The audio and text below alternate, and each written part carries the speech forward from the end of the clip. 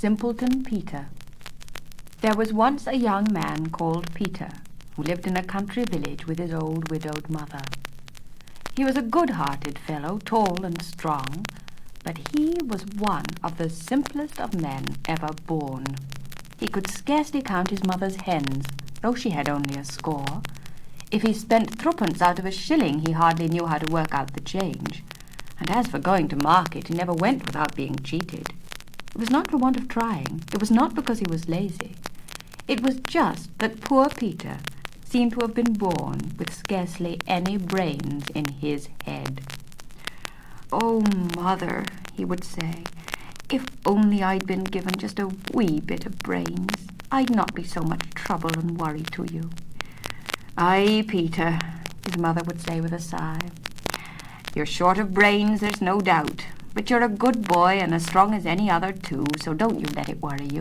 Now run upstairs and get me 3 buttons to sew on your jacket, and mind you, 3 is 3 and not 2, nor 4 neither." All the same, Peter used to fret about his foolishness.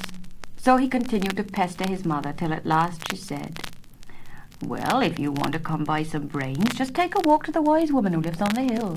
She's a right clever body, they say, with her magic books and her pills and potions, and perhaps she can help you." So when his work was done, Peter walked up the hill, and on the top he found the cottage of the wise woman, with smoke coming out of the chimney and a black cat stretched out asleep in the doorway.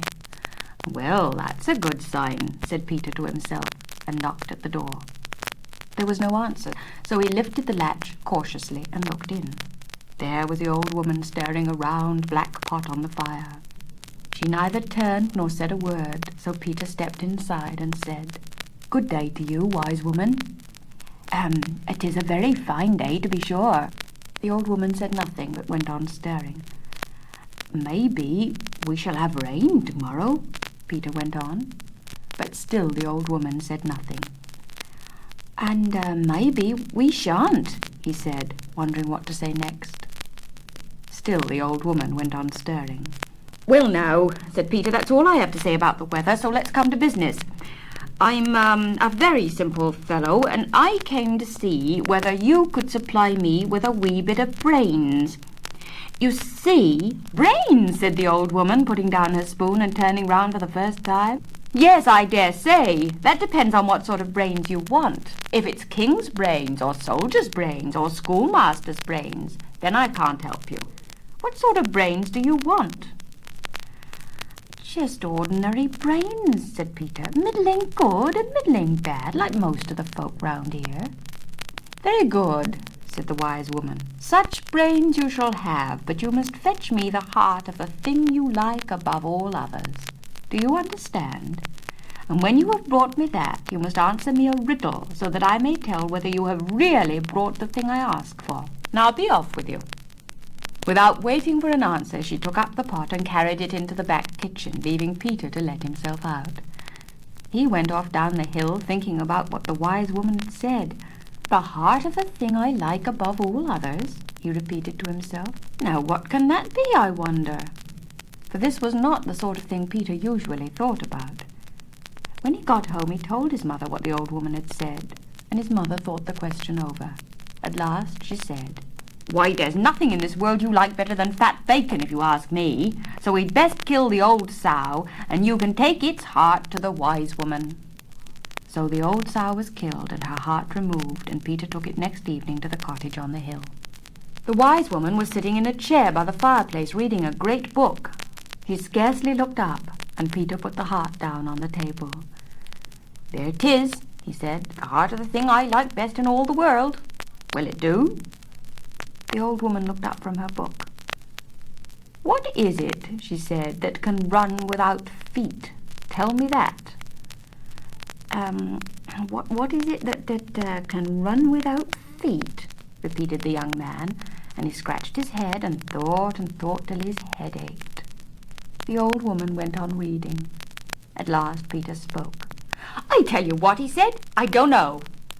"Well, that's not the thing I asked for," said the old woman. "Take it away and be off with you." There was nothing for poor Peter to do but pick up the sow's heart and go home again.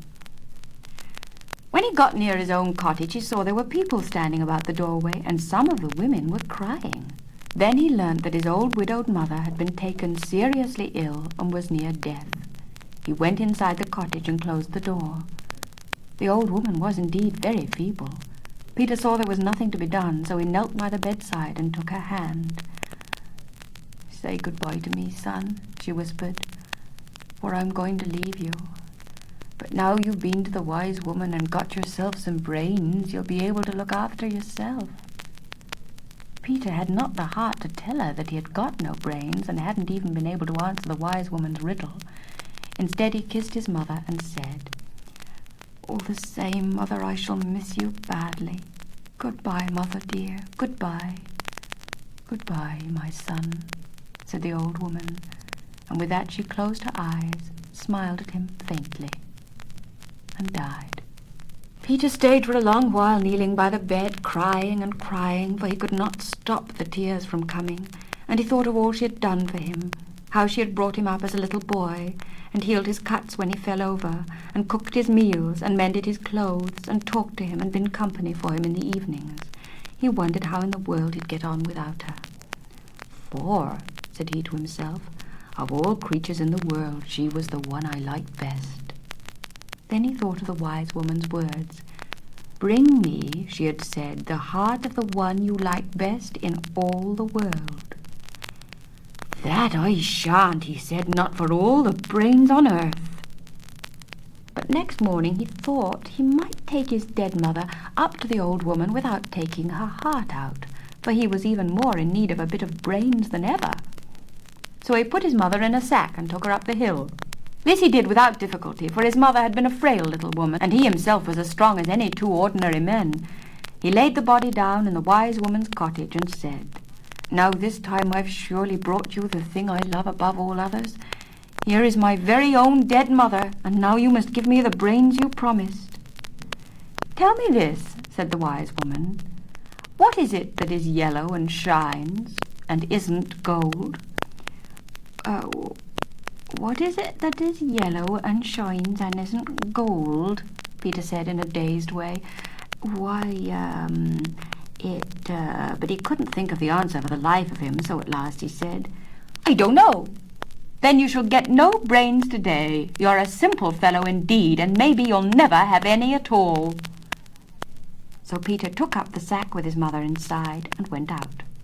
But he was too sad to go home. Instead, he sat by the roadside and began to cry. Presently he heard the sound of a gentle voice at his side. He looked up and saw a handsome young girl watching him with a kindly smile.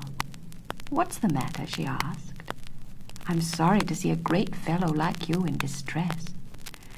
"I'm a simple fellow," said Peter, "without any brains, and now my mother has died and left me all alone. So how I'll manage from now on I don't know. There's no one to cook for me and sew for me and manage the marketing, and worst of all, there's no one to talk to me and cheer me up when I'm in trouble." "I'll help you," said Jenny, for this was the girl's name. "A simple fellow like you shouldn't be without someone to look after him. Will you let me come and look after you?" "If you like," said Peter, "but you'll find I'm a more than commonly stupid man unless I can get some brains from somewhere." "Well," said Jenny, "they say that a foolish man makes the best husband. Will you marry me?" "Can you cook?" said Peter. "Yes, indeed," said Jenny. "Can you sew and mend clothes?" "To be sure." "Can you count eggs and add up pounds, shillings, and pence?" "Well enough." "Then if you'll marry me, I'll have you," agreed Peter. Off they went, and after Peter's mother had been buried and all the village had mourned for her, the two of them were married and made their home together in the cottage. Soon Peter, simple as he was, began to see that he had got a very good wife. She cooked and sewed, mended and washed, all with the greatest cheerfulness and goodwill. What is more, she kept Peter amused with her witty talk and her gentle ways. Peter was not a bad husband either, for he too worked cheerfully and well. Nothing was too much trouble for him, as long as he didn't have to think. No weight was too much for him to lift, and no distance was too great for him to walk. In short, they were as happy and contented a couple as had ever set up house together in the village. "Why, Jenny," said Peter one evening, I believe that of all the creatures in the world, you're the one I like best." And these words put an idea into his head. "Surely," he went on, "the wise woman didn't mean me to kill you and take her your heart. Do you think she could have meant that, Jenny?" "I hope not," said his wife. "Indeed I do. Who said anything about killing? Why not take me up to her, alive as I am, heart and all?" "That's a very good notion," said Peter. "Why couldn't I have thought of it myself? Just you come along with me, but first you'd better see if you can answer riddles. Tell me, what is it that can run without legs?" "Why, a river, to be sure," said Jenny. "That's not very hard." "A river," repeated the simpleton. "Of course. Now, why couldn't I have thought of that? But tell me this, what is it that shines and is yellow but isn't gold?" "The sun," said Jenny, without stopping to think. "I could have told you that when I was 5 years old." "The sun?" said Peter in a puzzled way. "Yes, that shines, to be sure, and 'tis yellow. And 'tisn't gold neither. Why, what a head you have, Jenny. There can't be a man in all England with a cleverer wife than I have. Come along quickly now and see if the old woman will give me a little bit of brains so that I can be more your equal." So they went up the hill together and found the wise woman at home. "Wise woman," said Peter, "at last I've brought you the creature I like above all others. Here she is, heart and all. If you don't give me the brains I ask for now, you're no wise woman, but a cheat and a fraud." "Sit down, both of you," said the old woman. They sat down, and she turned to Peter and said, "Now then, here's my riddle. See if you can answer it. What is it that has first no legs, then 2, then 4? Poor Peter thought and thought, but the answer would not come. Then Jenny whispered in his ear, "A tadpole! Say a tadpole!" A tadpole!" said Peter promptly. And the old woman said, "Right, now I see you've got all the brains you want, and they're inside your wife's head. If a man has a clever wife, she's all the brains he needs. Now be off with you, and don't come bothering me any more." Peter and Jenny got up, thanked the old woman, and went on their way. As they went down the hill, Jenny was singing quietly to herself, but Peter said nothing. "What are you thinking of?" she asked gently, stopping in the middle of a song. Peter left off scratching his head and said nothing. At last he turned to her and answered, "I was only thinking how proud I am to have such a more than commonly clever young wife. To be sure you told the old woman just what she wanted to know. All the same," he went on in his puzzled way, "all the same, I can't see just why it should be a tadpole that has first no legs, then 2, then 4. I've puzzled it out and I've puzzled it out, and still I can't understand. I just can't understand."